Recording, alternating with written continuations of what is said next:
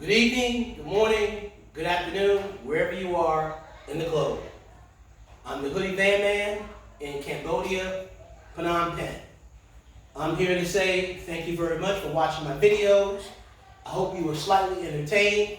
We're not perfect actors, dancers, or singers, but guess what? I just hope my point comes through. We're a poor organization, we're 501c3, and we have a mission. Our mission is to fight mass incarceration through criminal justice reform and social justice reform and homelessness. And so as you can see here, I have a banner that I have made along with my van that's sitting at home. And so you will see me, the Hoodie Van Man, with our hoodies, our logo on this van, giving out free gifts. All these boxes here that you see, the luggage that I have here, it's all free in exchange for your donations, volunteers, sponsorship, help. We're a poor organization. We need your support, okay? And so I just want to say thank you very much for watching the videos. They weren't perfect, but I hope they were entertaining. And just to let you know, I've been traveling extensively throughout Southeast Asia for a very long time because I'm outsourcing labor.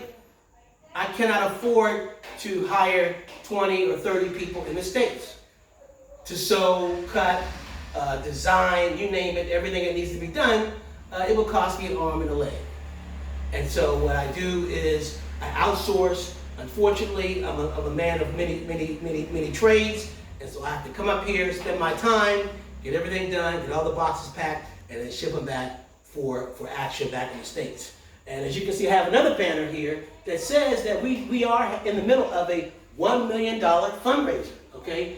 In the fundraiser, we will be trying to raise $1 million through getting donations and giveaway gifts, through all the if you need counseling, referrals, anything, we're going to perform our wraparound services in exchange for your support. Now, let's get back to the $1 million fundraiser for a second. Here I have a 2017 Dodge Hellcat, 707 horsepower. I'm getting rid of that. That's also going to be sold, given away, whatever you want to say, trying to raise $1 million. 2017 Dodge Hellcat Challenger, okay? Very nice car, low mileage. I also have here, my personal favorite is my Suzuki BK King, okay? And so that's got less than 10,000 miles, very low miles. I'll also be using that towards fundraising as well, okay? And the whole overall objective is to renovate a piece of property that we have in the DC area that's on about 2 acres. It's a single family home in an agricultural area, and I'm hoping that we'll be able to get that renovated through the fundraising so that we can find ways to help returning citizens back from their time incarcerated, and that we can offer them a place to stay, we can offer them jobs, certified training. I have an agricultural program, and I have a commercial construction program that I want to tie into this particular property that we want to renovate. And so people need jobs. We got to get our people out of jail. There are 2 million of us locked up, and we got to get us out of jail, and we got to get us back home. We got to get us voting. We got to get them housing. We got to get them other services they need, health care, you name it. Here is a picture of myself at the DC homeless shelter. It's probably a couple of years back, and here I am here, sitting behind actually in front of the banner, and then here to my right is a homeless woman in DC, okay? And here's another picture of the same homeless woman in DC. Here's our logo. Here is me and the homeless woman in DC. The homeless woman in DC is my mom. She doesn't want to come out of the shelter. She does not want to come out of the homeless shelter. I've offered her, I've tried for the last 20 years to get her out of the shelters, and it's been very, very difficult. So I can't, even though I'm having difficulty helping my mom from homelessness, then at the same time, I can still help somebody else. I want to continue this journey of helping people. And so my mom she's a great woman.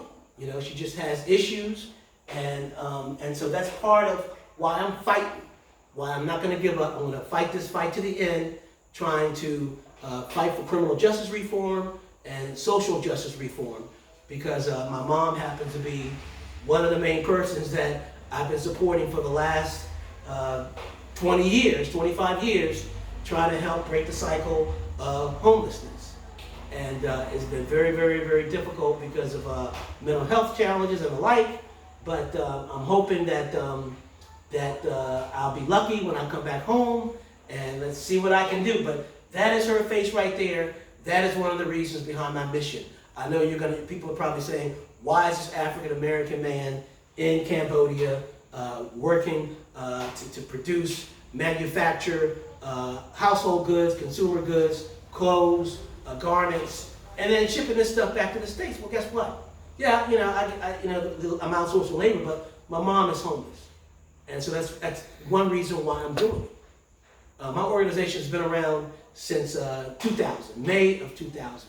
We haven't received any grants, any loans, any help, any outside help.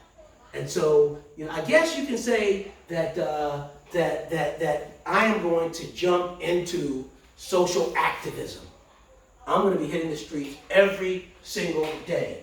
We had an office for about maybe 2 years where I didn't feel like a social activist. I felt trapped into 4 walls with no windows. Going to the cafeteria, making coffee, walking back, sitting behind a desk. So when I come back next week, I'm going to be fighting. I'm going to hit the streets. We're going to be looking for donations, volunteers, supporters, sponsors, anyone that can give time to help us, to help me pass out blankets that we made, homeless hoodies, sell this, sell that. We got to do everything that we can to fight this fight. Racism has been around for a long time, from the Black Codes to Jim Crow. I guess people are saying, that this new mass incarceration is the new Jim Crow. It's been racism for a long time. In one of my videos, you heard me say, we have to stop the race. We have to just stop talking about black and white. That creates competition. That creates a negative differentiation between colors. We're all colored folk. We're all colored. We're in between white and black. There is no such thing as he's white and I'm black. No, there's no such thing as that. We're all in between. If you're exactly white, you're dead. If you're exactly black, you're dead. It means you got burned. Albinos have no pigmentation. We all have pigmentation. We all evolved after Homo erectus, Homo sapiens, somewhere around 300, 200,000 years ago. And so we immigrated throughout certain parts of the earth. Okay, so we all have to keep this in perspective. We all have to unite and think as one race, one group. Again, the idea about reparations, what happened before. Many people died in the Civil War. Africans were enslaving Africans. The Europeans did not create slavery. They commercialized it based on race, through the Atlantic slave trade, but they didn't create it. Slavery's been around for years and years and years, and it wasn't, the Europeans just didn't go up to, Angola and Ghana and some of those places and say, hey, come on, all you Africans, let's go on the ship and just grab them all. No, it didn't happen like that. Some of these Africans were sold by the village tribe leaders. And so, again, I'm not a historian, I'm not an anthropologist, I'm not even a scientist, okay? But, being stuck here in the jungle for so long, I had no choice but to just look up and just start reading. Started relearning and understanding our history, what happened to part of America. And it's American history. It's American history. So we're gonna get out there and we're gonna hit the streets, and we're gonna be actively looking for support from anywhere that we can get it, okay? And we'll also be pushing for some legal changes as well. I think that constitutional amendments have to be made. There has to be some constitutional change. Second Amendment has to be amended. The Second Amendment has to be changed, okay?